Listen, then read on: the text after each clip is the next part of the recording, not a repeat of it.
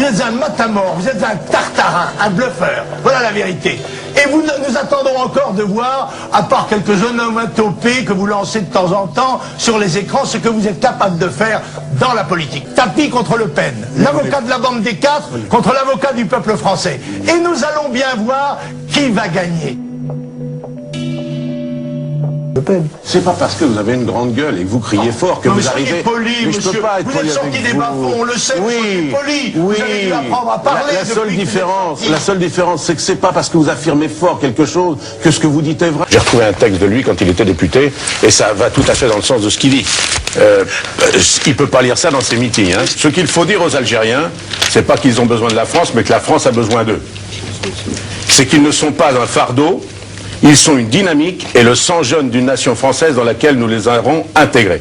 J'affirme que dans la religion musulmane, rien ne s'oppose au point de vue moral à faire croyamment. Donc c'est vrai qu'il était pour l'intégration et donc il n'y a plus de raison qu'il fasse chauffer ses meetings en donnant des musulmans à manger aux fanatiques du Front National parce qu'il n'est pas un grotesque. Ensuite, monsieur, un pitre, monsieur. Vous avez dit, attention, écoutez, vous êtes un je vous ai dit, pitre. il y a une limite, vous dépassez la limite. Mais ne dites pas d'énormité comme ça.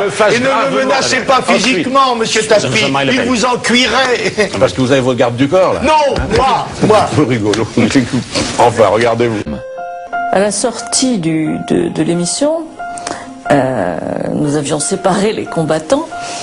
Donc moi, j'avais ramené Jean-Marie Le Pen pour se faire démaquiller. Et un peu interdit, il m'avait dit « Mais vous avez vu comment il m'a parlé au début? Mais vous savez qu'il allait me sauter dessus. » Mais vous croyez qu'il m'aurait cassé la gueule? Alors je dis mais écoutez, je sais pas. Je dis alors il y a du culot quand même. Et parce que vous savez, moi je suis vieux. Alors vous avez vu comment il est braqué. Toute la presse le lendemain titrait Tapie écrase Le Pen.